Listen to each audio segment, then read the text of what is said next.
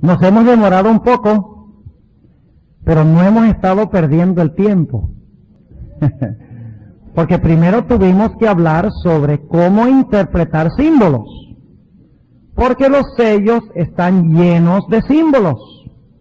¿Cómo vamos a poder estudiar los sellos si no sabemos cómo entender los símbolos que están en los sellos? El segundo tema que presentamos fue sobre la estructura de Apocalipsis.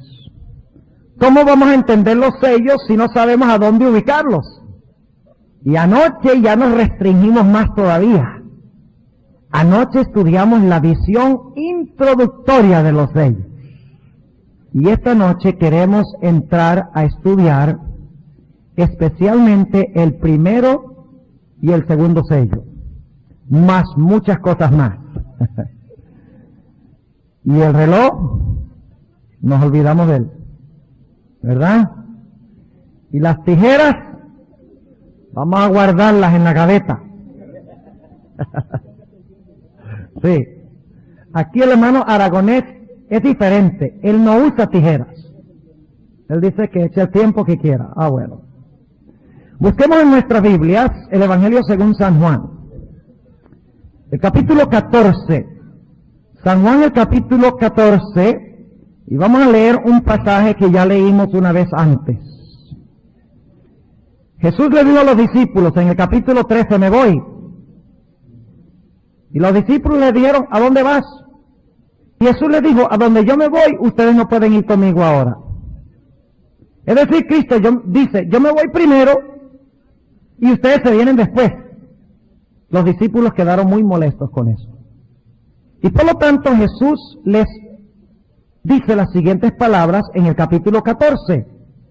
No se turbe vuestro corazón. Creéis en Dios, creed también en mí. En la casa de mi Padre muchas moradas hay. De otra manera os lo hubiera dicho. Voy pues a preparar lugar para vosotros. ¿Qué significa eso, que Jesús va a preparar lugar? ¿Puede llevar Cristo a su pueblo al cielo sin prepararles un lugar primero? No. Él tiene que ir y sentarse en el trono de la gracia y luego tiene que preparar el camino para que sus hijos puedan estar en el trono de su gloria. Es decir, preparar un lugar es mucho más que preparar casas, mansiones. Eso está incluido. Significa tomar los pasos necesarios para que legalmente se pueda llevar a sus hijos a la casa, al hogar. Luego dice Jesús en el versículo 3, y si me fuere y os aparejare lugar, vendré otra vez y os tomaré a mí mismo, para que donde yo estoy, vosotros también estéis. ¿Cuántas etapas mencionan estos versículos? ¿Cuántos puntos históricos? ¿Uno o dos? ¿Cuál es el primero? Cuando Jesús se va a preparar lugar. ¿Cuál es el segundo punto de tiempo? Cuando viene otra vez y se lleva a los suyos para allá. Ahora vamos a Apocalipsis 3. Y repasemos brevemente lo que estudiamos anoche. Apocalipsis 3. Y vamos a ver si cuadra con lo que leímos en San Juan. Yo les pregunto, ¿quién escribió Apocalipsis? Fue inspirado por el Espíritu Santo, pero ¿quién lo escribió? ¿Es el mismo autor de Juan 14? Sí, claro que sí. Ahora vamos a ver su propia interpretación de lo que quiso decir en Juan 14. Apocalipsis, el capítulo 3 y el versículo 21. La culminación del mensaje a las iglesias. En realidad, esta última promesa es una promesa no solo a la Odisea, sino a todas las iglesias. Es el clímax del mensaje a las iglesias. Y dice, al que venciere, yo le daré que se siente conmigo en mi trono. ¿Cuándo es eso? ¿Pasado, presente o futuro? Futuro, muy bien. Así como yo he vencido. ¿Qué tiempo está ese verbo? Pasado, yo he vencido y me he sentado con mi Padre en su trono. Y luego el capítulo 4 y 5 va a relatar el momento cuando Cristo ascendió y se sentó con el Padre en el trono. Ahora vamos a repasar. ¿Qué tiene el capítulo 4? la visión del trono. ¿Y quién está sentado en el trono? Está solito el Padre en el trono, ¿sí o no? Ahora, hay seres alrededor del trono. Claro que sí. Y toman turnos cantando. ¿Recuerdan anoche quiénes cantan primero? Los seres vivientes. ¿Y después quiénes cantan? Los 24 ancianos, ¿verdad? Y el capítulo 4 termina y no hay ni siquiera una sospecha de que va a haber una crisis. Todo parece ser una escena de alabanza, de glorificación de Dios muy hermosa. Pero empieza el capítulo 5 y de repente se aparece un cordero como inmolado que se va a unir a Dios en el trono. Fíjense. Ven que el capítulo 4 y 5 es una exposición de Apocalipsis 3:21. Es una ampliación de Apocalipsis 3:21. Entonces viene el cordero inmolado a donde está el Padre en su trono y el Padre le da un libro, un rollo, un pergamino mejor. Y el pergamino está sellado con 7 sellos. Y nadie puede abrir los sellos. Nadie es digno. Juan llora. Es importante lo que tiene ese libro. Oh, vida y muerte. O si no, no lloraría. Llora. Y un ser le dice, no te preocupes. El león de la tribu de Judá es digno de romper los sellos y de abrir el libro. Y luego de repente se aparece no un león, sino un cordero. Porque es que Cristo es cordero antes de ser león. Hay una cita en el libro de Hechos de los Apóstoles donde la sierva de Dios dice que los que no acepten a Cristo como cordero tendrán que enfrentarse a Él como león. Y eso lo van a entender cuando lleguemos al final del tema de hoy. El que no acepte a Cristo como cordero tendrá que aceptarlo como león de la tribu de Judá, como rey. El que no lo acepte como Salvador tendrá que enfrentarse a Él como rey. Pero fíjense que cuando termina el capítulo 5 de Apocalipsis, los únicos que están en el trono es el Padre y ¿quién? Y su Hijo. ¿Cuál parte de la promesa falta por cumplirse? Sentarnos nosotros en el trono. Ir nosotros a donde está el trono. Ahora, ¿a dónde se unen los redimidos al trono? En el capítulo 7. Noten lo que dice el capítulo 7 y el versículo 9. Después de estas cosas miré y he aquí una gran compañía, la cual ninguno podía contar, de todas las gentes y linajes y pueblos y lenguas, que estaban delante del trono y en la presencia del Cordero, para que donde yo estoy, vosotros también estéis, vestidos de ropas blancas y palmas en sus manos. ¿Sabe qué significan las palmas? Victoria, sí, pero significan algo más. Si ustedes miran la referencia marginal, encontrarán una D. Y la D los manda Levítico 23:40. Y Levítico 23:40 habla de la fiesta de tabernáculos. La gran celebración final de victoria, cuando los hijos de Dios vayan al cielo. Ya la cosecha está hecha. Exactamente. Versículo 10. Y no vamos a ampliar más este punto, porque nos detenemos solo en la fiesta de tabernáculos. Ahora, un detallito nada más. Si esta es la fiesta de tabernáculos, ¿cuál era la fiesta que venía antes de la fiesta de los tabernáculos?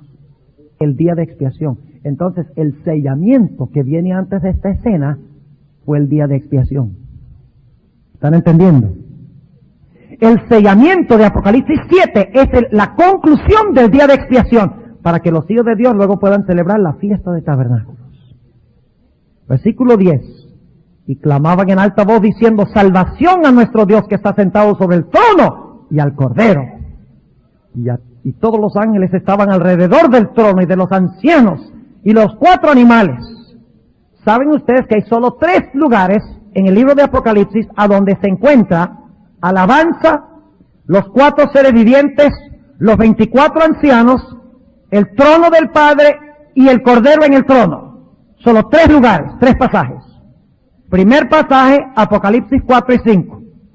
El segundo pasaje, Apocalipsis 7, 9 al 17. Y el tercer pasaje que no estudiamos anoche, Apocalipsis 19, 1 al 10. Si ustedes quieren ampliar más lo que estudiamos anoche, tienen que estudiar Apocalipsis 19, 1 al 10, que está relatando lo mismo que Apocalipsis 7, 9 al 17. La misma escena. Y luego dice en el versículo 11, y todos los ángeles, fíjense que hay ángeles también, igual que en Apocalipsis 4 y 5. Ahora, en otras palabras, ahora lo que sucedió con la inauguración del ministerio de Cristo, cuando se sentó con su Padre en su trono, se repite ¿cuándo? Cuando los hijos de Dios se unan con Él en el trono. Se va a repetir la escena de Apocalipsis 4 y 5. Y al final del tema de esta noche vamos a ver algo glorioso en cuanto a eso. Versículo 11, y todos los ángeles estaban alrededor del trono y de los ancianos y los 4 animales, y postráronse sobre sus rostros delante del trono y adoraron a Dios, diciendo amén, la bendición y la gloria y la sabiduría y la acción de gracias y la honra y la potencia y la fortaleza sean a nuestro Dios para siempre jamás. Amén. Y respondió uno de los ancianos diciéndome, estos que están vestidos de ropas blancas, ¿quiénes son y de dónde han venido? ¿Por qué tuvieron que pasar estas personas? Es la pregunta. Y respondió uno de los ancianos diciéndome, estos que están vestidos de ropas blancas, ¿quiénes son y de dónde han venido? Y yo le dije, Señor, tú lo sabes. Y él me dijo, estos son los que han venido de grande tribulación. ¿Qué es esa grande tribulación? El tiempo de angustia de Jacob. Y han lavado sus ropas y las han blanqueado en la sangre del Cordero. ¿Por qué ellos pueden unirse al Cordero en el trono? Porque pasaron por la misma experiencia que el Cordero. Vencieron, como el Cordero venció, y a través del poder del Cordero. Y luego dice el versículo 15, por esto están delante del trono de Dios, y les sirven día y noche en su templo. Es decir, todo el tiempo. Y el que está sentado en el trono tenderá su pabellón sobre ellos. No tendrán más hambre ni sed. Y el sol no caerá más sobre ellos ni ningún otro calor. Porque el Cordero, ¿de qué calor está hablando eso? De la cuarta plaga. La plaga del sol que quema con intenso calor. La gran muchedumbre pasa por el tiempo de angustia de Jacob victoriosamente. Y sin embargo, ¿quiénes son los únicos que están vivos justos cuando Cristo venga? Los 144,000. Está empezando a captar un punto interesante. Ok, pero vamos a dejar esto para otro día. Versículo 17, porque el Cordero que está en medio del trono los pastoreará y los guiará a fuentes vivas de aguas, y Dios limpiará toda lágrima de los ojos de ellos. Ahora fíjense. Apocalipsis 4 y 5, Jesús asciende, se sienta con su Padre en el trono. Apocalipsis 7, se cumple la segunda parte de la promesa. Los hijos de Dios ascienden, habiendo vencido por la sangre del Cordero, ascienden y se sientan también en el trono.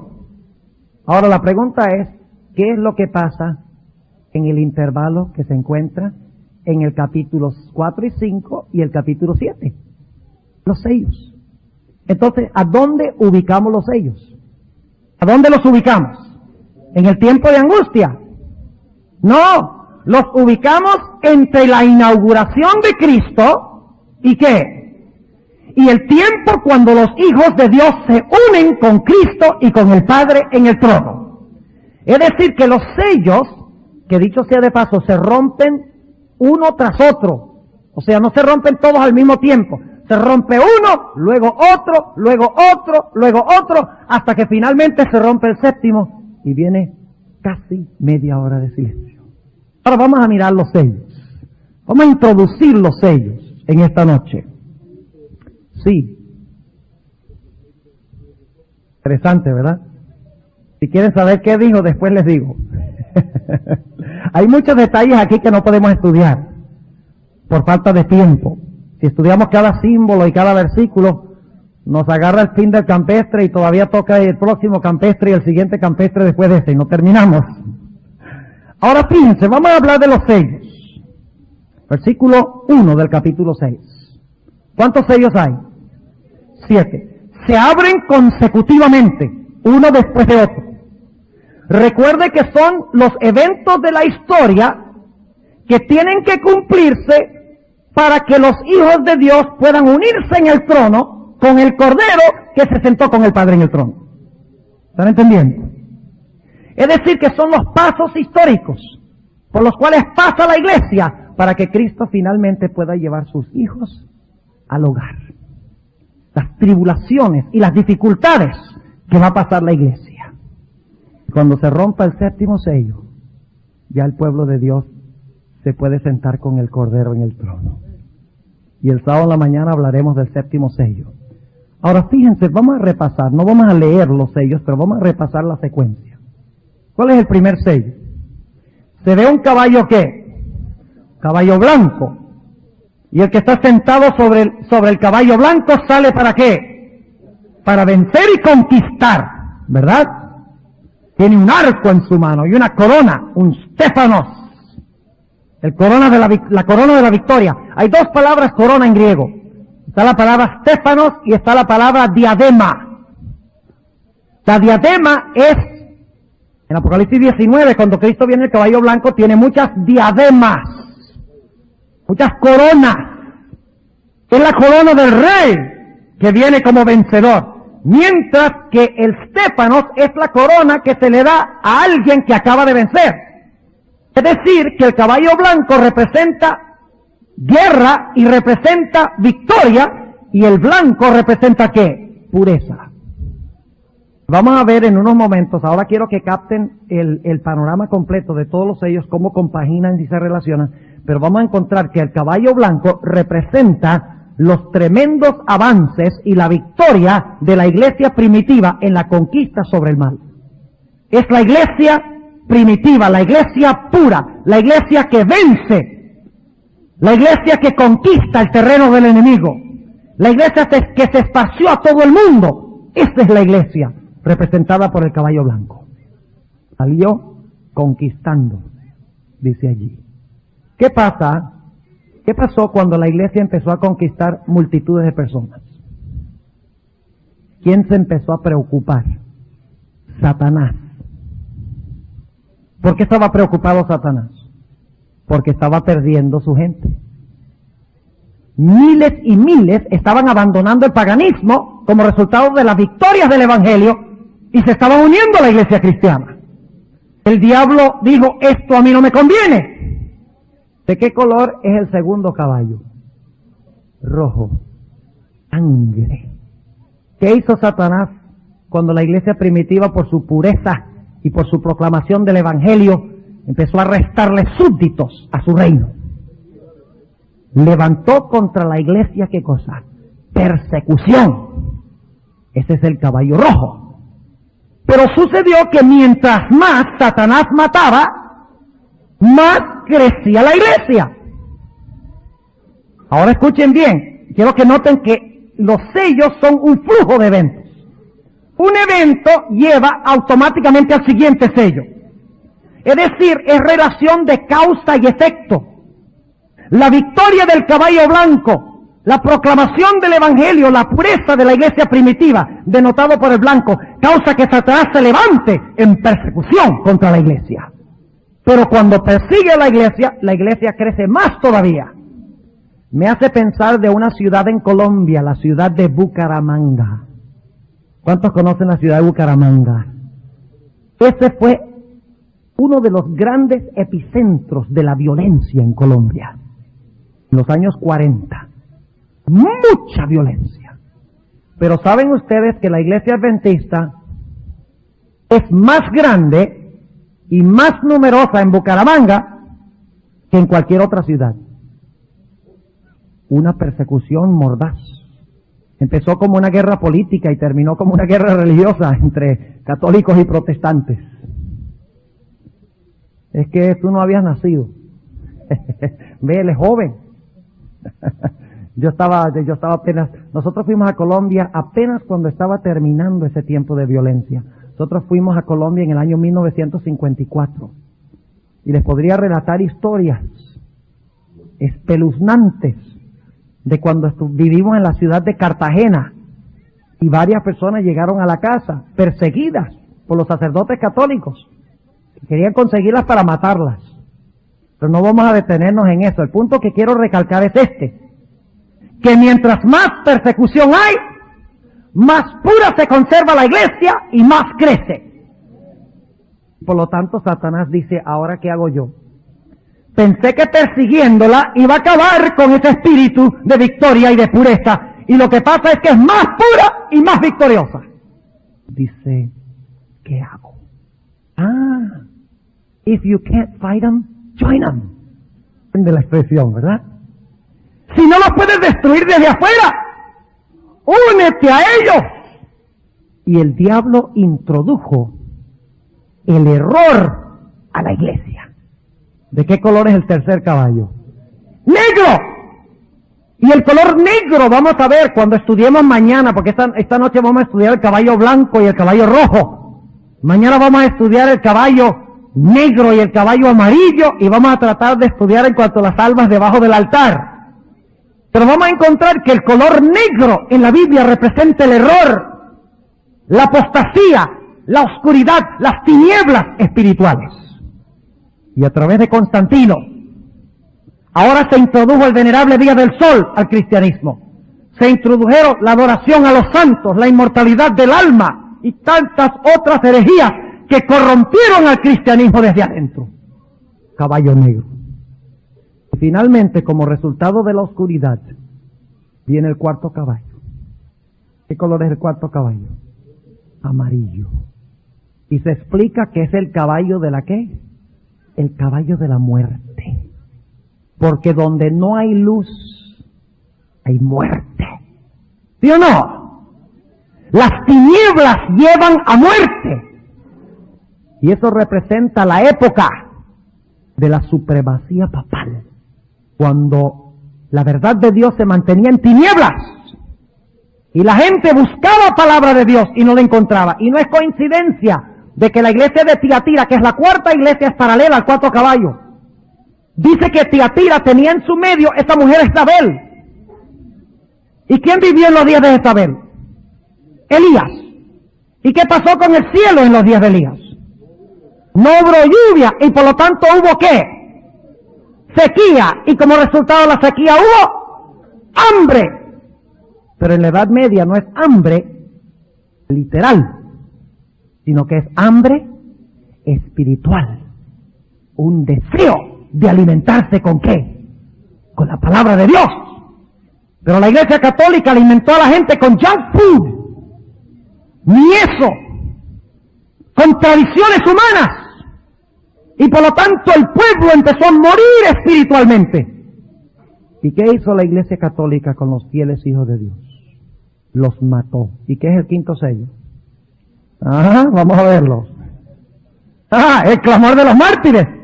Si ustedes leen Daniel 7, encuentran que el cuerno pequeño mató a los santos y le fue bien.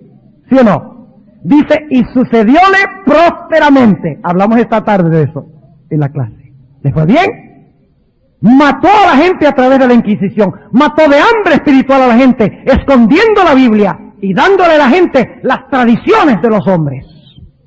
Y al destruir a los mártires se encuentran debajo del altar, y vamos a ver que es el altar del sacrificio en el atrio, el que se refiere aquí, porque la sangre de los sacrificios se echaba al pie del altar. Versículo 9, estos versículos. ¿Están captando el cuadro? ¿Sí? ¿Ven cómo uno lleva al otro? No son independientes el primer sello, y luego independiente el segundo, y el tercero independiente del primero y el segundo, y cada uno allí independiente. No, cada uno lleva al otro. La iglesia vence, el diablo dice persigo. Cuando persigue y no funciona, dice la infiltro. Y cuando la infiltra, como resultado la iglesia se corrompe y viene la muerte espiritual y se mata a los mártires. Y entonces los mártires le dicen al Señor, ¿hasta cuándo tú dejas que los buenos mueran y que los malos se salgan con la suya? Vamos a ver, versículo 9. Y cuando él abrió el quinto sello, vi debajo del altar las almas de los que habían sido muertos por la palabra de Dios y por el testimonio que ellos tenían. ¿Por qué fueron muertos? Porque ellos insistieron en tener ¿qué cosa? La palabra de Dios. ¿Desapareció la palabra de Dios durante este periodo? ¿Desapareció? No, pero sí estaba ¿qué? Escaso. En el quinto sello ustedes van a encontrar que hay una balanza y está muy caro el trigo. Así no se consigue. ¿Y qué se hace con el trigo? ¡Pan!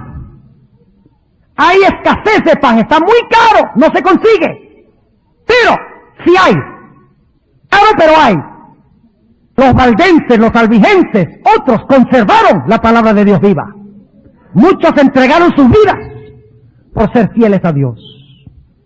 Versículo 10, y clamaban en alta voz diciendo, lógicamente ellos no están clamando porque están muertos, pero es como si clamaran, es como la sangre de Abel, que clama a mí desde la tierra, dice Dios. ¿Acaso la sangre grita? Sí, no literalmente, pero cuando alguien muere injustamente, se exige que se haga ¿qué? Justicia. ¿Entiende? Versículo 10. Y clamaban en alta voz diciendo, ¿hasta cuándo, Señor, santo y verdadero? Es decir, si tú eres santo y verdadero, ¿hasta cuándo no juzgas y vengas nuestra sangre de los que moran en la tierra? ¿Hasta cuándo van a perder los buenos y ganar los malos? Versículo 11. Les fueron dadas sendas ropas blancas. Se les dio un manto blanco. Y fue les dicho, ahora déjenme preguntarles, en el quinto sello, ¿se ha realizado el juicio todavía? ¿Los sellos están hablando del juicio investigador? ¿El romper de los sellos es el juicio? No, porque en el quinto sello, los mártires están diciendo, ¿cuándo es que tú vas a juzgar? El juicio no se ha hecho. ¿Y qué les dijo Dios? Y fue les dicho que ¿qué? Tranquilos, no se desesperen, que yo estoy en el trono del universo. Y fue les dicho que reposasen todavía un poco de tiempo. Y ahora la última frase es muy importante. Hasta que se completaran sus consiervos y sus hermanos que también habían de ser muertos como ellos. ¿La persecución de la Edad Media es la última persecución? ¿Todos los mártires de la Edad Media fueron los últimos mártires? No, o habrá otro número de mártires que tendrá que completarse antes que Cristo venga. Habrá otro grupo. ¿Y cuándo vendrá ese grupo? En el futuro, en la gran tribulación. Lo leímos en el capítulo 7. Qué lindo esto, ¿verdad? Cuando vemos el flujo, la secuencia. Está Dios diciéndonos qué va a pasar desde la inauguración de Cristo en la historia de la iglesia. Déjenme preguntarles, ¿ustedes se desesperan por lo que pasa en la historia? Sí, se desesperan, claro que sí. Ahora, si hubiera preguntado si debemos desesperarnos, ahí sí tienen derecho a decirme que no. Pero cuando vemos a Nueva York lleno de drogas, lleno de crimen, lleno de mentira, lleno de inmoralidad, a veces yo debo admitir que se me escapa el pensamiento, ¿dónde estás, oh Dios? Cuando muere un niño de 2 años de leucemia, cuando muere una mujer en la flor de la juventud, de cáncer y deja varios hijos, la tendencia es preguntar, Señor, ¿dónde estás tú? ¿Qué está pasando? ¿Has perdido el control? Pues yo le digo que me conforta los sellos, porque me muestra que todo esto ya Dios lo había dicho de antemano que iba a pasar. Y todo mártir murió vencedor. Porque se le dio una vestidura blanca, se le encomendó la justicia de Cristo, de lo cual habló el doctor Peverín esta mañana. Y se le dijo, descansa, tranquilo, reposa, que algún día vas a despertar. Pero primero, tiene que haber otros ¿qué? Otros mártires. Y esos son los que pasan por el tiempo de angustia previo, antes del cierre de la gracia. Y ya después del cierre de la gracia, no habrá mártires. Porque es que hay 2 grupos. Está el grupo de los mártires, ese también hay que completar el número, y luego están los que van a estar vivos cuando Cristo venga. Ese es el número de los 144,000. ¿Está claro? Ahora, ¿qué pasa cuando está terminando este periodo, cuando los mártires están clamando? Llega un momento cuando la persecución, ¿qué pasa? Concluye. 1798 concluye el poder del que produce la muerte. Los mártires han clamado, pero todavía no se ha completado el número de los mártires. Ahora, ¿cuál es el sexto sello? El sexto sello tiene dos partes. La primera parte son las señales que indican que el tiempo del fin ha llegado. Son señales del tiempo del fin, de que estamos viviendo en los últimos días de la historia. ¿Y cuáles son esas señales? Y miré, y escuchen bien, están en su orden exacto. Dios no falla, están en el orden exacto. Y miré cuando abrió el sexto sello, ya los martirios han terminado o están terminando. Todavía falta el grupo por completarse. Y ahora Dios hace un anuncio con 4 fenómenos. Cuando abrió el sexto sello, y he aquí fue hecho un gran terremoto. Terremoto de Lisboa, 1755. Y el sol se puso negro como un saco de silicio, 1780. Y la luna se puso toda como sangre, esa misma noche. La luna se puso roja como sangre. Y las estrellas del cielo cayeron sobre la tierra, 1833. ¡Qué tremendo! Ahora, nosotros los adventistas siempre hemos dicho, escuchen bien, siempre hemos dicho que el sexto sello tiene un paréntesis.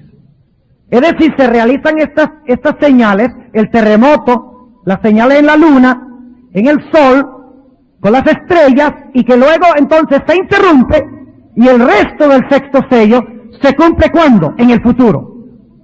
Ahora escuchen bien. ¿Qué es lo que debe suceder en el interino? Entre el tiempo cuando dice aquí que las estrellas del cielo caen, y lo que dice el versículo 14, donde dice que el cielo se apartó como un libro que es envuelto, y las montes y las islas son movidas. ¿Qué pasa entre la última señal que encontramos en el versículo 13 y los eventos del versículo 14? La respuesta está en Apocalipsis 7, el sellamiento. Ahora ustedes dicen, ¿cómo sabemos esto? Vamos a anotar el versículo 14. Fíjense que ahora estamos dando un panorama completo de los sellos, porque es vital que ustedes vean el cuadro completo y luego entonces los vamos a desmenuzar y estudiar los símbolos. Pero primero el panorama grande, para saber dónde ubicarlos y cómo verlos en el flujo de la historia. Y dentro de un momento les voy a decir algo tremendo. Les voy a decir dónde conseguir el libro que les expone los sellos mejor que cualquier otro libro que jamás haya sido escrito en la historia. ¿Les gustaría a ustedes saber cuál es ese libro? A ver, ¿cuánto les gustaría saber cuál es ese libro? ¡Ah! Y lo tienen en la casa. Ah, bueno, esperen. Aguántense. Vamos paso a paso. Se van a morir de la curiosidad. En inglés decimos curiosity killed the cat. No, aguántense. Versículo 14. Y el cielo se apartó como un libro que es envuelto, y todo monte y las islas fueron movidas de sus lugares. Y los reyes de la tierra, y los príncipes, y los ricos, y los capitanes, y los fuertes, y todo siervo y todo libre se escondieron en las cuevas y entre las peñas de los montes. Y decían a los montes y a las peñas, caed sobre nosotros y escondednos de la cara de aquel que está sentado sobre el trono y de la ira del Cordero. ¿Qué evento están describiendo estos versículos? No hay duda de que es la segunda venida de Jesús en poder y gloria. Pero tiene que pasar algo antes de que venga Cristo. Entre cuando se realizaron las señales en los cielos y cuando finalmente la gente se esconda en las cuevas y rueguen que las rocas caigan sobre ellos. Hay algo que tiene que pasar antes, en ese interino. Sí, ahora escuchen con qué termina el capítulo 6. Porque el gran día de su ira es venido, ¿y quién podrá estar firme? Cuando Cristo regrese, ¿quién podrá estar firme? Solo los que han sido, ¿qué? Sellados. Y el sellamiento es el juicio investigador. Ahora fíjense bien. ¿Cuándo es la última señal del capítulo 6? El capítulo 6 y el versículo 13. ¿Cuál es la última señal? ¿Qué fecha es eso? 1833. La pregunta es, ¿qué evento describe el versículo 14 en adelante? la segunda venida, donde entonces encontraríamos el sellamiento. Después de 1833 y antes de la segunda venida de Jesús. El juicio investigador es una doctrina bíblica. Y aquí está. ¿Cuántos entienden lo que estamos diciendo? Qué lindo el mensaje adventista, ¿verdad? Todo compagina y cuadra perfecto. Ahora, ¿qué va a pasar antes de que Cristo venga? El sellamiento. Esto vamos a hablar Dios mediante el viernes en la noche. Del sellamiento. Y después del sellamiento, ¿dónde van a ir los hijos de Dios? Ahí es que finalmente, ¿qué? Cristo viene y lleva a sus hijos ¿a dónde? Para estar en el trono, a donde Cristo fue a estar con su Padre en el trono. Y cuando Cristo venga, el cielo quedará en silencio. Séptimo sello. ¿Cuánto tiempo? Casi media hora. No digan media hora. Casi media hora. Media hora profética son 7 días y medio. Pero como no dice media hora, sino casi media hora, lo interpretamos como ¿cuánto tiempo? 7 días. ¿Recuerdan ustedes cuando Elías vio esa nube como del tamaño de la mano de un hombre? ¿Cuántas veces le mandó Dios a mirar? 7. 7 días en los días de Noé, ¿verdad? Y la hermana White dice que la segunda venida, ella nunca dice que toma 7 días, pero sí dice que la segunda venida toma varios días. Les voy a leer esa cita. Varios días. Pero me estoy adelantando, no les puedo decir más. ¿Ahora entienden el desarrollo de los sellos, el flujo de los sellos? ¿Les es claro? Ahora ustedes quieren saber dónde se encuentra la explicación mejor de los sellos, de todos los libros. En realidad son 3 libros. El deseado de todas las gentes, el último capítulo, Hechos de los Apóstoles y el conflicto de los siglos. Dice, pero pastor, eso es tan sencillo. Nosotros pensábamos que tenía algo espectacular que decirnos, pero ahora se lo quiero ejemplificar. Anoche leímos, ustedes ahora van a estudiar los sellos en estos libros por ustedes mismos. Y van a ver dónde compagina todo, porque yo no lo puedo hacer aquí. No podemos leer el último capítulo del deseado, todo el libro Hechos de los Apóstoles y el conflicto de los siglos, aquí en la serie. Pero ya ustedes saben dónde buscar. Y les voy a ejemplificar lo que estoy diciendo, para que se den cuenta que no estoy especulando. Y para que se den cuenta que la hermana White tenía más que sabiduría humana. ¿Se han dado cuenta durante las presentaciones de eso? ¿Cómo supo ella estas cosas? ¿Adivinó? Nada de eso. Oh, la hermana White, si no fue inspirada, bueno, no hay nadie inspirado en el mundo entonces. Ahora fíjense cómo la hermana White organiza el deseado, Hechos de los Apóstoles y el conflicto de los siglos. Fíjense, les voy a relatar. Los últimos capítulos del deseado de todas las gentes hablan de qué evento de la vida de Cristo. Su muerte, ¿qué más? Su resurrección, ¿qué más? Su ascensión, ¿y qué más? Su entronamiento con su Padre. Lo leímos anoche. ¿Correcto? Así que si ustedes quieren empezar a entender la introducción a los sellos, tienen que estudiar cuándo el Cordero fue inmolado, cuándo venció, los últimos capítulos del deseado, su muerte y su resurrección, cuándo ascendió, y cuando se sentó a la diestra de su Padre. Y fíjense que esa es la obra del atrio. Murió y resucitó en el atrio. Ascendió al lugar santo. Ahora fíjense. Después que Cristo ascendió, que es la última sección del deseado de todas las gentes, ¿qué relata Hechos de los Apóstoles? El libro Hechos de los Apóstoles. Bueno, el Pentecostés es la inauguración de Cristo. Tenemos que conectar el capítulo 1 de Hechos de los Apóstoles también con la visión introductoria de Apocalipsis 4 y 5. Pero después del día de Pentecostés, ¿qué relata el libro Hechos de los Apóstoles? Las grandes conquistas ¿de qué? De la iglesia apostólica. Las victorias de la iglesia apostólica, ¿sí o no? ¿Y cuál es el primer caballo? El caballo blanco. Ustedes dicen, pastor, esa es coincidencia. ¿Ah? Ahora veamos cómo comienza el conflicto de los siglos. ¿Cuál es el segundo caballo? Capítulo 2 del conflicto de los siglos. La fe de los mártires. Interesante, ¿verdad? La fe de los mártires. ¿Cuál es el tercer caballo? Siguiente capítulo, una era de tinieblas espirituales. ¿Cómo les parece? ¿Coincidencia? No, señor.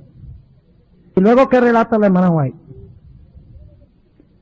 El resto del libro, hasta allá hacia el final, relata el tiempo de la supremacía papal.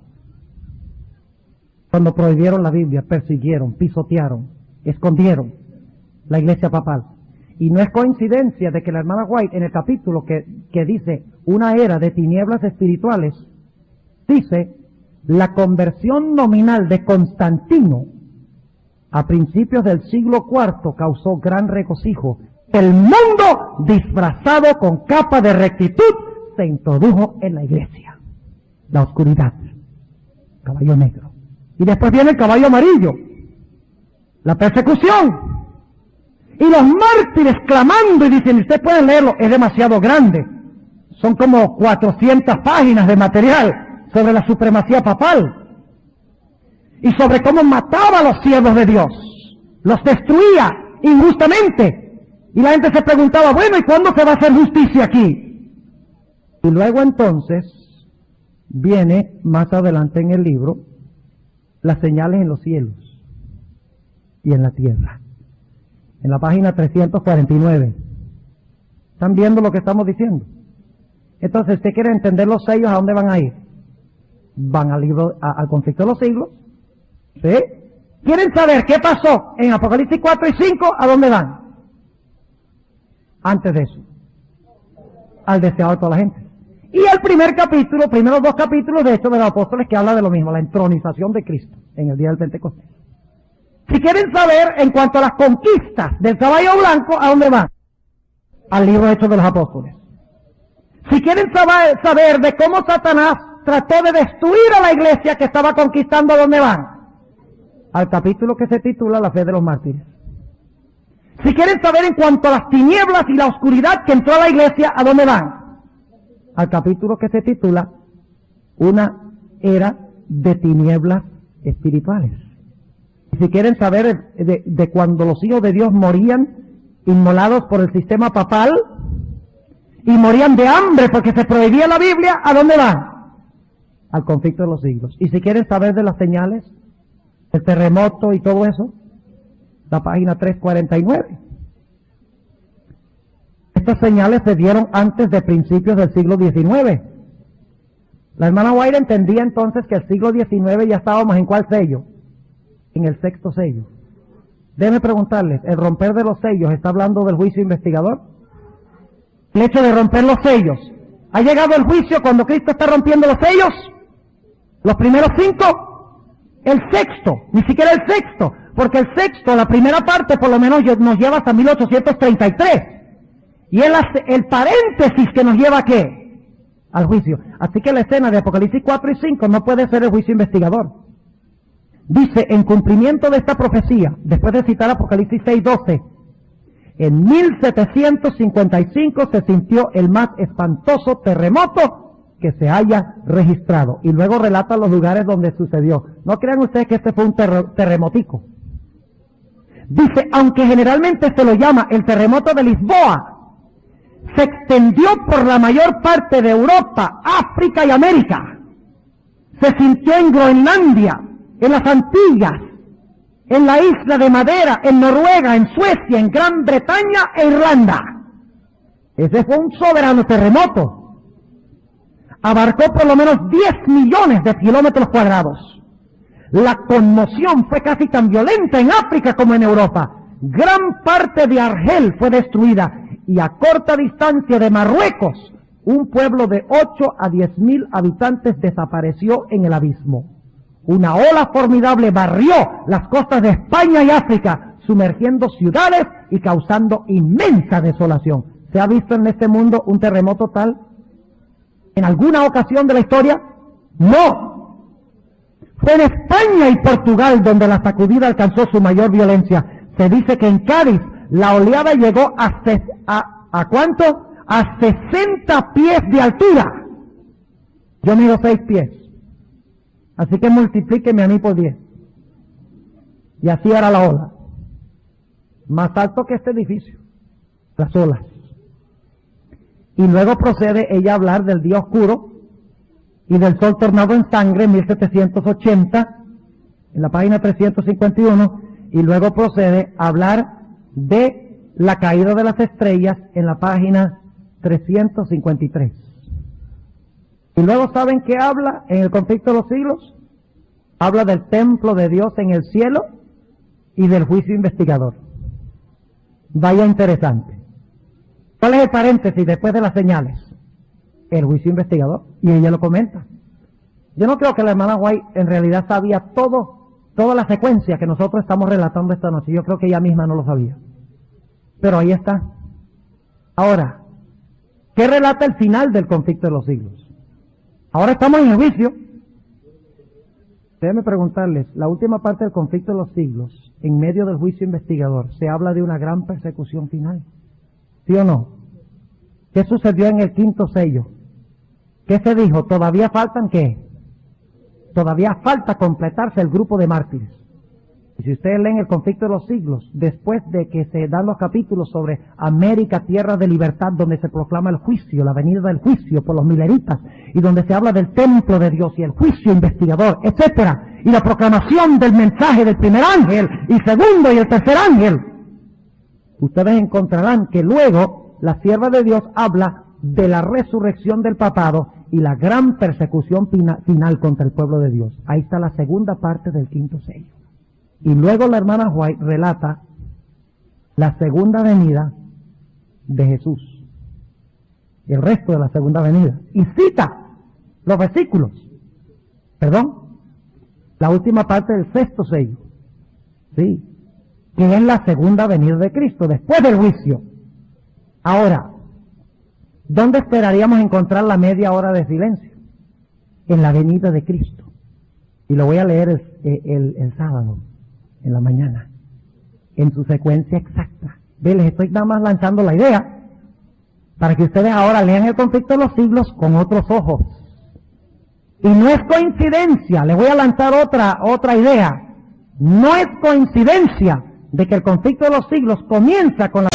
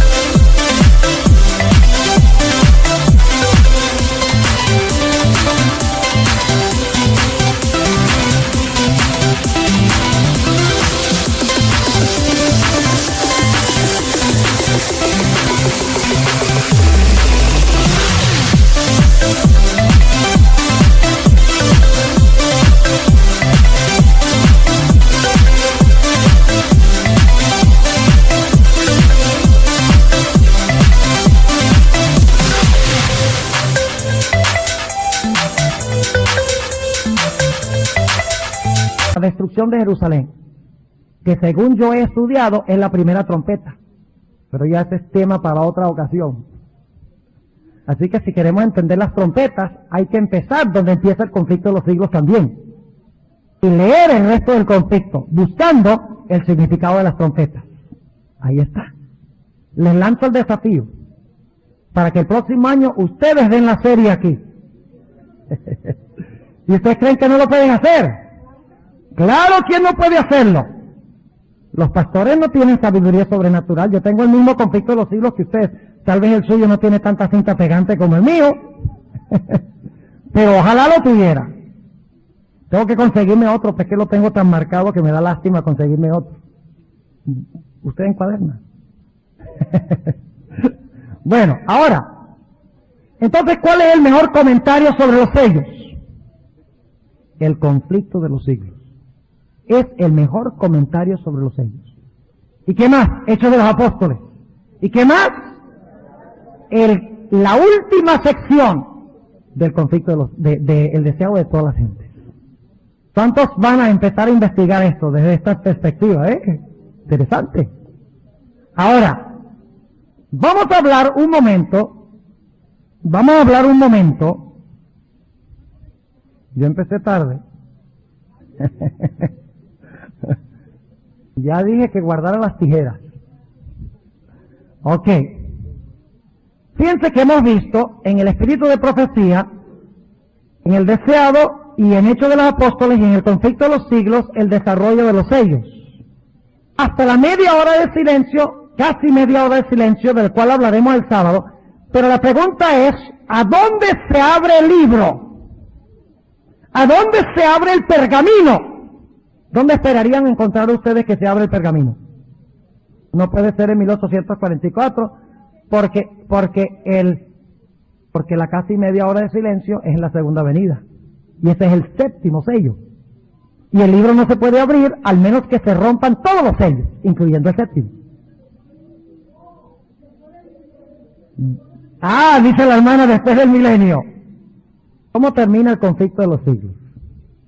A ver, termina con una escena que sucede después del milenio, cuando se va a abrir el libro y nuevamente se va a repetir, escuchen bien, la visión inaugural de Apocalipsis 4 y 5 se va a repetir de nuevo, porque es el momento en que los hijos de Dios finalmente se sentarán en el trono de la gloria de Jesús, después del milenio.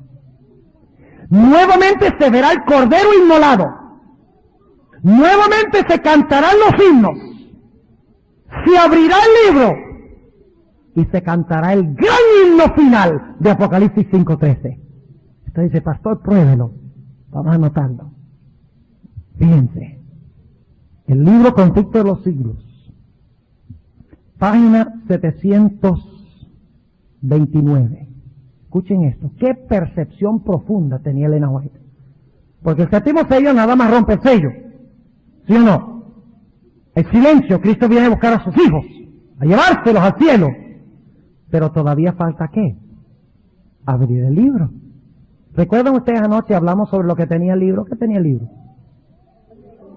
Toda la historia de la raza humana, las leyes, los estatutos, la historia de naciones, la historia de individuos, es el registro de toda la historia de la raza humana. Ahora escuchen esto. Página, y es largo el pasaje, pero permítanme leerlo, porque quiero que vean algo tremendo. Dice en la página 729, el universo entero contempló el gran sacrificio hecho por el Padre y el Hijo en beneficio del hombre. Ha llegado la hora en que Cristo ocupa el puesto a que tiene derecho y es exaltado sobre los principados y potestades y sobre todo nombre que se nombra. A fin de alcanzar el gozo que le fuera propuesto, el de llevar muchos hijos a la gloria, sufrió la cruz y menospreció la vergüenza. Y por inconcebiblemente grandes que fuesen el dolor y el oprobio, mayores aún son la dicha y la gloria. Echa una mirada hacia los redimidos, transformados a su propia imagen, y cuyos corazones llevan el sello perfecto de lo divino, y cuyas caras reflejan la semejanza de su Rey. Contempla en ellos el resultado de las angustias de su alma, y está satisfecho. Luego, con voz que llega hasta las multitudes reunidas de los justos y de los impíos, exclama: contemplad el rescate de mi sangre. ¿De qué habla Cristo? De su sangre. Por esto sufrí, por estos morí, para que pudiesen permanecer en mi presencia a través de las edades eternas. Y de entre los revestidos con túnicas blancas en tono del trono, ¿quiénes son esos? ¿Recuerdan Apocalipsis 7? ¿Sí? Pero ahora esto es después del milenio. Asciende el canto de alabanza. Digno es el Cordero que ha sido inmolado de recibir poder y la riqueza y la sabiduría y la fortaleza y la honra y la gloria y la bendición. Apocalipsis 5:12. Nuevamente se ve el Cordero y nuevamente se oye el himno. Cuando los redimidos se unen con Cristo en el trono, al igual que cuando Cristo se unió con el Padre en el trono. Sigue diciendo, a pesar de que Satanás, y esas palabras de Apocalipsis 5:12 lo canta, aparentemente lo canta también Satanás. Porque dice ella, a pesar de que Satanás se ha visto obligado a reconocer la justicia de Dios y a inclinarse ante la supremacía de Cristo, su carácter sigue siendo el mismo. El espíritu de rebelión, cual poderoso torrente, vuelve a estallar. Lleno de frenesí, determina no ceder en el gran conflicto. Ha llegado la hora de intentar un último y desesperado esfuerzo contra el Rey del Cielo. Se lanza en medio de sus súbditos y trata de inspirarlos con su propio furor y de moverlos a dar inmediata batalla. Pero entre todos los innumerables millones a quienes indujo engañosamente a la rebelión, no hay ahora ninguno que reconozca su supremacía. Su poder ha concluido. ¿Por qué concluyó el poder de Satanás? Hay que volver un poquito antes en la historia del conflicto de los siglos. Leí primero el himno que se canta cuando Cristo es coronado y sus hijos se unen con él, y ahora dice que Satanás no tiene ningún poder. ¿Cómo lo perdió? ¿Dónde lo perdió? Bueno, vamos a leerlo en el conflicto de los siglos. Página 723. Dice, en presencia de los habitantes de la tierra y del cielo reunidos, se efectúa la coronación final del Hijo de Dios. Y entonces, revestido de suprema majestad y poder, el Rey de Reyes falla el juicio de aquellos que se rebelaron contra su gobierno y ejecuta justicia contra los que transgredieron su ley y oprimieron a su pueblo. Y ahora escuchen la cita. El profeta de Dios dice, y va a citar Apocalipsis 20, 11 y 12. Vi un gran trono blanco, y al que estaba sentado sobre él, de cuya presencia huyó la tierra y el cielo, y no fue hallado lugar para ellos. Y vi a los muertos, pequeños y grandes, estar en pie delante del trono, y abriéronse los libros. Abrióse también otro libro, que es el libro de la vida, y los muertos fueron juzgados de acuerdo con las cosas escritas en los libros, según sus obras. Y ahora escuche. Apenas se abren los registros y la mirada de Jesús se dirige hacia los impíos, estos se vuelven conscientes de todos los pecados que cometieron. Reconocen exactamente el lugar donde sus pies se apartaron del sendero de la pureza y de la santidad. Y cuán lejos el orgullo y la rebelión los han llevado en el camino de la transgresión de la ley de Dios. Y ahora que se ve, no solamente se abre el libro para que ellos vean el registro de sus obras. ¿Qué es lo que tenía el libro? El destino de la humanidad, toda la historia de la humanidad. Ahora fíjense lo que dice aquí. ¿Qué más ven? No solamente estaba el libro, sino estaba el Cordero como ¿qué? Como inmolado. Escuchen bien. Por encima del trono se destaca la cruz. Y como en vista panorámica. Esta vista panorámica es el libro que se abre.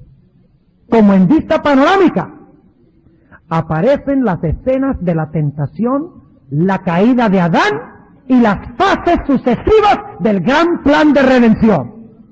Eso fue lo que leímos anoche, que está en el libro.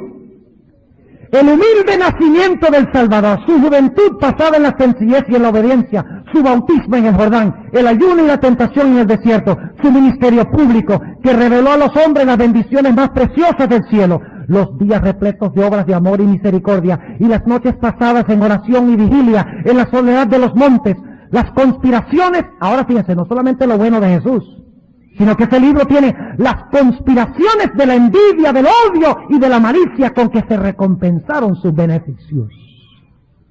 ¿Recuerdan la otra cita que leí, donde habla de la decisión que hicieron los líderes judíos? que en el día del juicio aparecerá en todo su carácter vengativo. Esta decisión que ellos tomaron, aquí está.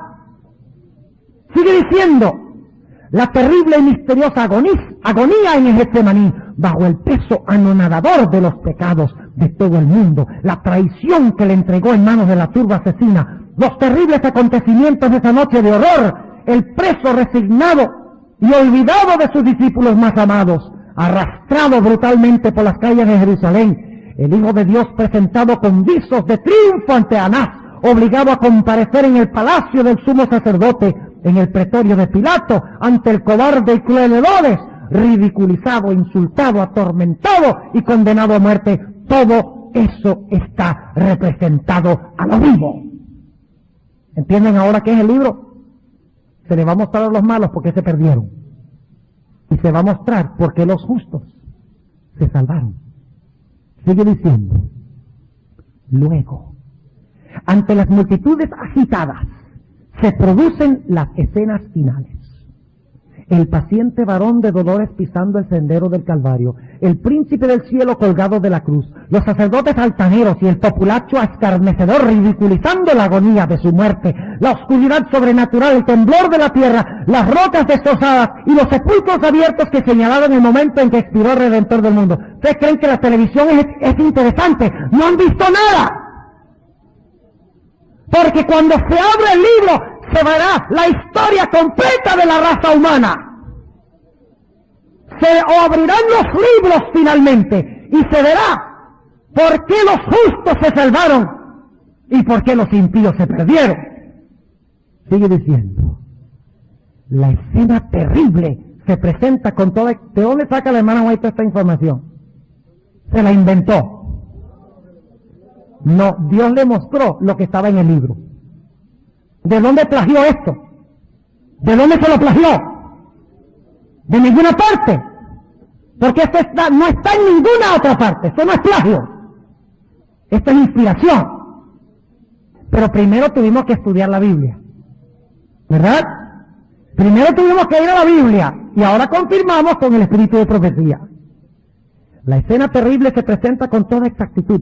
Satanás, sus ángeles y sus súbditos no pueden apartar los ojos del cuadro que representa su propia obra.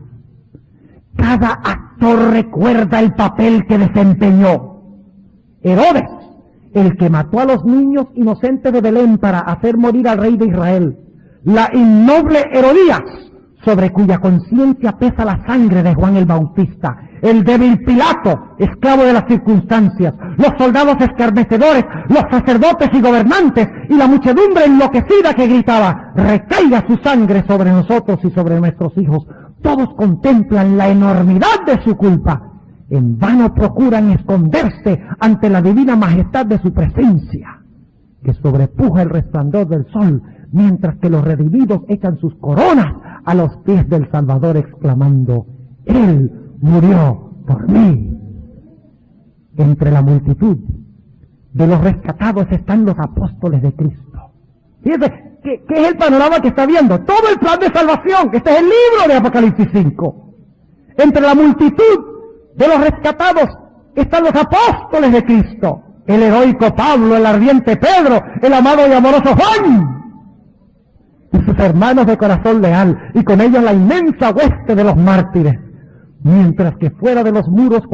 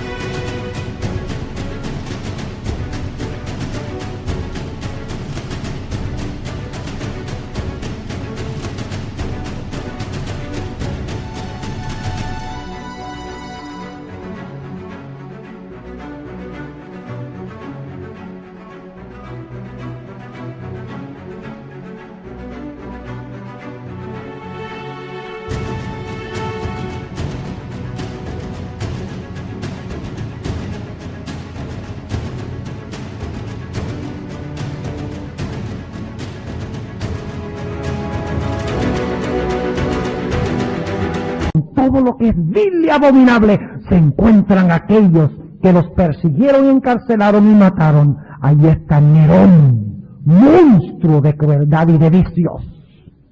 Sí, la hermana White puede nombrar nombres propios de los que se van a perder.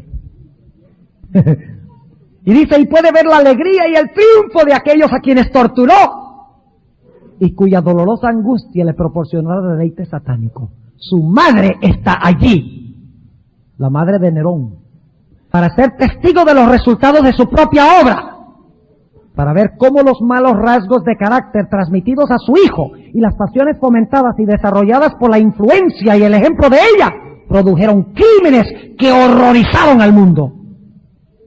Allí hay sacerdotes y prelados papistas.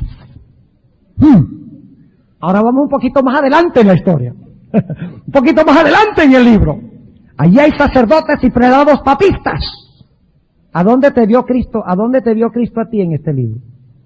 ¿Te has preguntado eso alguna vez? Allí hay sacerdotes y prelados papistas que dijeron ser los embajadores de Cristo y que no obstante emplearon instrumentos de suplicio, calabozos y hogueras para dominar las conciencias de su pueblo. Ahí están los orgullosos pontífices que se ensalzaron por encima de Dios y que pretendieron alterar la ley del Altísimo. Aquellos así llamados padres de la iglesia tienen que rendir a Dios una cuenta de la que bien quisieran librarse. Demasiado tarde ven que el Omnipotente es celoso de su ley y que no tendrá por inocente al culpable de violarla. Comprenden entonces que Cristo identifica sus intereses con los de su pueblo perseguido y sienten la fuerza de sus propias palabras. En cuanto lo hicisteis a uno de estos mis hermanos pequeños, a mí lo hicisteis. Y ahora escuchen esto. Todos los impíos del mundo están de pie ante el tribunal de Dios, acusados de alta traición contra el gobierno de Dios. Alta traición no es cualquier cosa. No hay quien sostenga ni defienda la causa de ellos. No tienen disculpa. Y se pronuncia contra ellos la sentencia de muerte eterna. Es entonces evidente para todos que el salario del pecado no es la noble independencia y la vida eterna, sino la esclavitud, la ruina y la muerte. Los impíos ven lo que perdieron con su vida de rebeldía. Despreciaron. ¿Cuándo se dan cuenta los impíos de todas estas cosas? Después del milenio. ¿Qué es lo que hace que retiren su alianza a Satanás? El abrir del libro. Ahora ven por qué el libro es tan importante. Sin abrir el libro no se puede resolver la gran controversia entre el bien y el mal. Tremendo.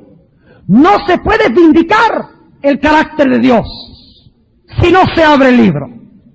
Dice, los impíos ven lo que perdieron con su vida de rebeldía. Despreciaron el maravilloso don de la eterna gloria cuando les fue ofrecido, pero cuán deseable no les parece ahora. Todo eso, exclama el alma perdida, yo habría podido poseerlo, pero preferí rechazarlo. ¡Oh, sorprendente infatuación! He cambiado la paz, la dicha y el honor por la miseria, la infamia y la desesperación. Todos ven que su exclusión del cielo es justa. Por sus vidas declararon, no queremos que este Jesús reine sobre nosotros. Ahora es que se encuentran a Jesús, no como cordero, sino como ¿qué? Como león, como fuera de sí. Los impíos han contemplado la coronación del Hijo de Dios. Ven en las manos de él las tablas de la ley divina. Oh, si los pastores protestantes y los sacerdotes católicos supieran que tienen que enfrentarse algún día a esa ley. Nosotros tenemos que decírselo. Ven en las manos de las tablas de la ley divina los estatutos que ellos despreciaron y transgredieron. Son testigos de la explosión de admiración, arrobamiento y adoración de los redimidos. Y cuando las ondas de melodía inundan a las multitudes fuera de la ciudad, todos exclaman a una voz. Fíjense lo que van a exclamar los impíos. Grandes y maravillosas son tus obras, oh Señor Dios Todopoderoso. Justos y verdaderos son tus caminos, oh Rey de los siglos. Y cayendo prosternados, adoran al príncipe de la vida. Los impíos. ¿Están convencidos ahora que Dios actuó bien? ¿Que Dios fue justo y misericordioso? ¿Están convencidos? ¿Ahora se puede terminar la gran controversia? ¿Se puede terminar mientras los impíos no sepan ni estén convencidos? ¡No! Y ahora escuchen esto. Yo sé que el tiempo se fue, pero tengo que terminar. Satanás parece paralizado al contemplar la gloria y majestad de Cristo. ¿Se va a repetir la escena de Apocalipsis 4 y 5? ¿Sí o no? Sí, lo que sucedió al comienzo, cuando estaba a punto de ser abierto el libro, se va a cantar de nuevo cuando los hijos de Dios se unan con Cristo en el trono. La misma escena, porque se va a ver el Cordero y se va a abrir el libro. Satanás parece paralizado al contemplar la gloria y la majestad de Cristo. El que en otro tiempo fuera uno de los querubines cubridores recuerda de dónde cayó. Él, que fuera serafín resplandeciente, hijo de la aurora, cuán cambiado se ve y cuán degradado. Está excluido para siempre del consejo en que antes se le honraba. Ve ahora a otro que junto al Padre vela su gloria. Ha visto la corona colocada sobre la cabeza de Cristo por un ángel de elevada estatura y majestuoso continente, y sabe que la posición exaltada que ocupa este ángel podría haber sido suya. Y luego concluimos con esto. Esto se encuentra en la página 700, a ver si lo encontramos aquí.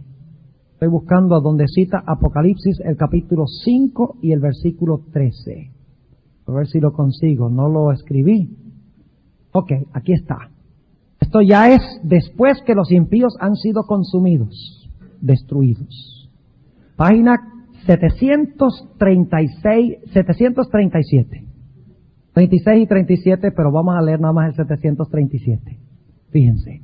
¿Recuerdan Apocalipsis 5:13, el último himno? ¿Quiénes son los que cantan el último himno? Toda la creación.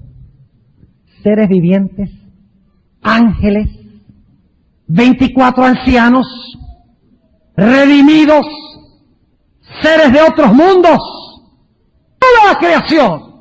Ahora escuchen.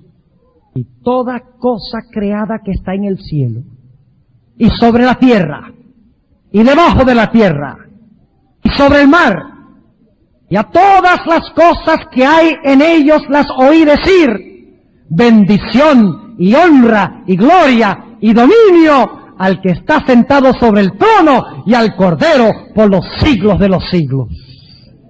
El gran conflicto ha terminado.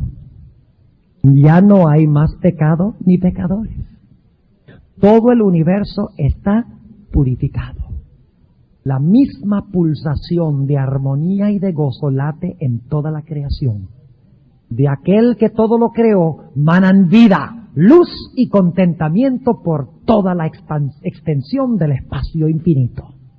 Desde el átomo más imperceptible hasta el mundo más vasto, todas las cosas animadas e inanimadas declaran en su belleza sin mácula y en júbilo perfecto que Dios es amor. ¿Cómo les parece los sellos? ¿Son importantes? ¿Ah? ¿Ustedes quieren estar ahí dentro de la ciudad? No alcanzamos a hablar del primero y el segundo sello. Ya mañana hacemos eso, hablamos de los primeros 4. Pero ya ustedes saben cómo estudiarlos. ¿Sí o no? Ya saben dónde ubicarlos. Cómo analizarlos y estudiarlos. ¿Dónde están en el marco histórico? Ahora nosotros vamos a interpretar algunos simbolitos como para ayudarles un poquito, y entonces ustedes siguen estudiando y completan el cuadro. ¡Qué panorama tan fantástico! Yo quiero estar con Cristo en la ciudad. Yo quiero cantar ese himno de Apocalipsis 5:13. Yo quiero echar mi corona a los pies de Jesús y proclamarlo Rey de Reyes y Señor de Señores. No solo del universo, sino de mi vida. ¿Ustedes quieren estar ahí? ¿Quieren ir a contarle a la gente de estas cosas? ¿Ustedes creen que el mundo necesita saber esto? ¡Claro que sí! Contémosle que hay buenas nuevas, que el pecado terminará y que Dios ha prometido que los que venzan por medio de la sangre de Cristo se sentarán eternamente con Cristo en su trono. Oremos y luego vamos a tomar un par de preguntas. Padre Celestial, te damos gracias Porque tú nos has mostrado esta noche el panorama, la estructura de los sellos. Hemos visto ahora qué significan. Hemos visto que son los pasos que tú tomas en la historia de tu iglesia, en el plan de salvación, para finalmente resolver la gran controversia entre el bien y el mal. Anhelamos ese día, Señor, cuando terminará todo este mundo de sufrimiento, clamor y dolor, y podamos habitar contigo por la eternidad.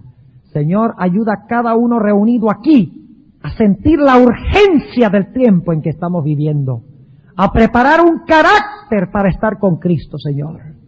Que ninguno de nosotros faltemos por negligencia, por mundanalidad, por descuido. Ayúdanos a estudiar, a orar y a testificar por ti. El mundo necesita saber. Úsanos. Te lo pedimos en el nombre de Jesús.